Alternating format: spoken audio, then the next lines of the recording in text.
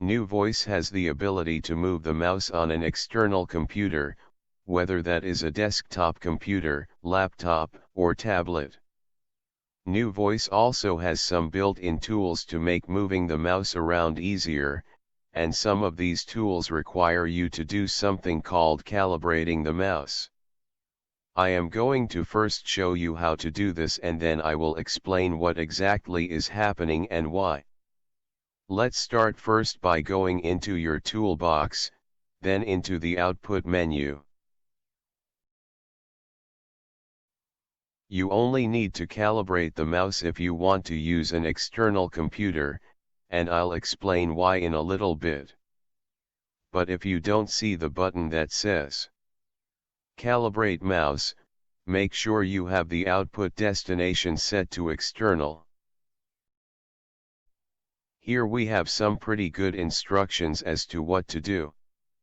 We are going to use these 4 buttons to move the mouse cursor on the external computer to the bottom right corner. When we entered this menu, if you have your accent connected to an external computer, you will notice that the mouse cursor on that external computer has jumped up to the top left corner. I am going to flip over and show you my desktop computer so you can see what I mean. So you are now looking at my desktop computer running Windows 10. For now you can ignore the window at the top right. I am going to use it later in the geeky portion of this video to show you what exactly is going on. But for right now, let's focus our attention on the mouse cursor. The goal of calibrating the mouse is to get the cursor as close to the bottom right corner of the screen, without going too far. Since you are only seeing my desktop computer, I will dictate what I am doing on my accent. So before I press the Calibrate Mouse button in the output menu on my accent, you can see the mouse cursor is kind of in the middle of the screen. When you start to calibrate, it doesn't matter where the mouse cursor is, because once I hit Calibrate Mouse, you see the cursor jump to the top left corner. Now, remember, in the Calibrate Mouse menu, we have those 4 buttons. They are called Large Move Down, Small Move Down, Large Move Right, and Small Move Right. I am going to first use the Large Move Down button to get the cursor relatively close to the bottom of the screen. You will notice that every time I press the Large Move Down button, the cursor gets lower and lower on the screen until it gets to a point where if I press it again, the cursor is going to disappear, which we don't want to happen. You might notice that I have the mouse cursor pretty close to the bottom of the screen, and I could probably get it a little bit closer if I use the Small Move Down. However, I'm happy with it there, so I am going to leave it. Now I am going to do the same thing I did for the vertical, for the horizontal, by using the Large Move Right and the Small Move Right buttons on the accent.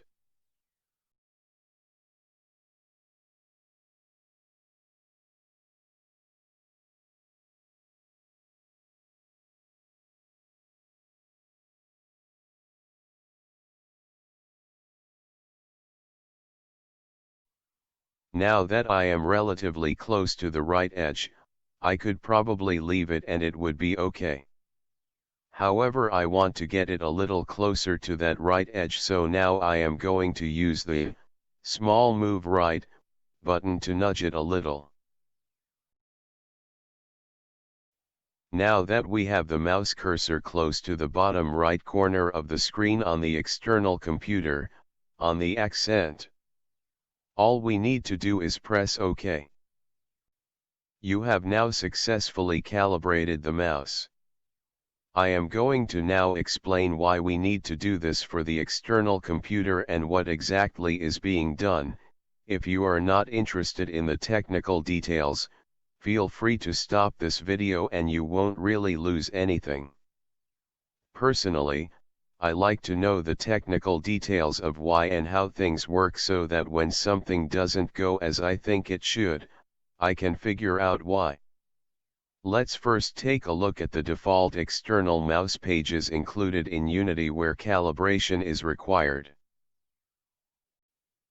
These buttons will place the mouse cursor in a specific spot on the external computer. For example, the button with the arrow pointing up and to the left will place the mouse cursor in a specific spot somewhere in the top left of the screen. Whereas the button with the arrow pointing straight up will place the cursor at the top of the screen and in the horizontal center. Maybe the most important thing I can tell you about using the accent to control an external computer, whether you are moving the mouse or typing characters, is that it is a one-way communication. Meaning the accent sends commands to the computer and has no idea what the computer is going to do with those commands. This is just like how a mouse and keyboard that sits on your desk works. You can move that mouse right all you want, but if the cursor is already at the right edge, it isn't going to move anymore. And it is because of this one-way communication that we had to calibrate the mouse. By doing that we were actually teaching the accent how wide and high the external computer screen is. Going back to when we were calibrating. Remember I told you to not pay attention to the window at the top right? It's time to bring that into the discussion. You may already know this, but a computer screen is made up of tiny little squares called pixels, which is how a mouse moves around the screen. If you look, you can see that my screen size, also known as the screen resolution, is 1920 pixels wide, by 1080 pixels high. This means there are 1080 tiny rows that have 1920 tiny squares in each row. It's those tiny squares that are a single color each that make up everything you see on a computer, just like a mosaic. Now, by calibrating the mouse, we are teaching the accent the dimensions of the screen, and you might notice here that the accent thinks the screen is a little smaller than it really is.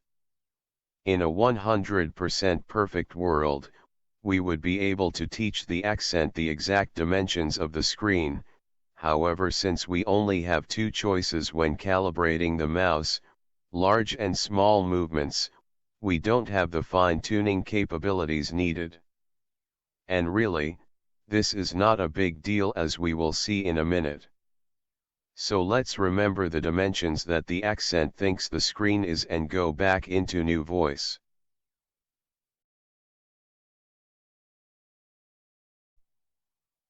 Now that we have taught the accent the dimensions of the external computer screen, it can now do some math and place the cursor in specific spots.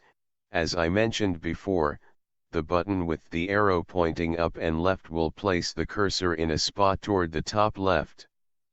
What exactly happens looks something like this. I need to stress that this is for demonstration purposes. The page does not change just because you calibrated the mouse. Remember, this button had an arrow pointing straight up and that I said that it would place the mouse cursor somewhere along the top and in the horizontal center? Well, the exact spot the cursor will end up is 10% of the height below the top of the screen. So doing some simple math, the accent figures out that 10% of 1053 is about 105. You have to round because you can't move the mouse a fraction of a pixel. Then this button had a left pointing arrow, and if pressed, the mouse would end up somewhere along the left and in the vertical center. This will now put the mouse 2.5% of the screen's width from the left of the screen. Again, doing simple math, since the accent now knows the width of the screen, the mouse cursor will be placed about 46 pixels from the left edge and centered vertically. The buttons with the diagonal arrows will result in the combination of the horizontal and vertical.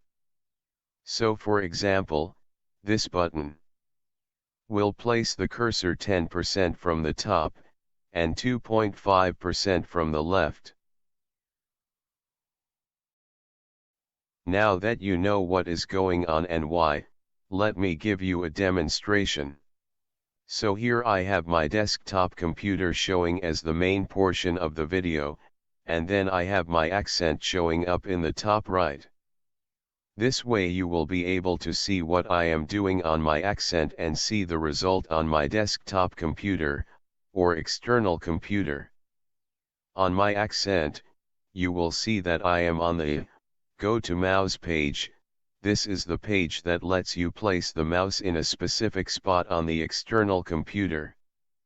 I have offset the accent and my external computer just a little, so you will see me press something on my accent and then about a second later, you will see the result happen. Normally there is virtually no delay at all, but I wanted to make it easier to see instead of you trying to look at two things at the same time.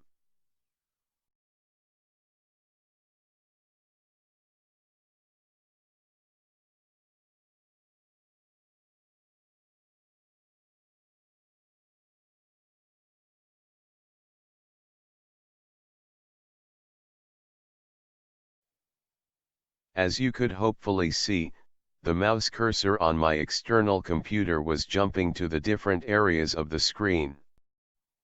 There are just two more mouse calibration gotchas that I want to point out. You'll probably rarely run into them, but they're good to keep in the back of your mind. First is, the mouse calibration is a per user area calibration. Meaning that if you calibrate the mouse in one area, that calibration will not be carried over to any other user area. This can be helpful if a user needs to use two different computers, say one at school and another at home. The second thing I want to point out is that in the output menu, you'll see an option called Host Computer Type, that allows you to specify whether you are using an IBM or a Mac. The mouse calibration is per computer type, meaning if you calibrate the mouse while that setting is on IBM, then change it to Mac, that calibration will not carry over. The host computer type setting is almost obsolete, but not quite. I am going to make another video explaining what the setting, and the others, in the output menu do. If you are curious as to why we don't need to calibrate the mouse for the internal computer, it's simply because New Voice lives on the accent and it can look at itself to see what its own screen dimensions are. I know this was a lot to take in, but I really hope it was helpful in getting the most out of using the mouse on an external computer. Thank you for watching.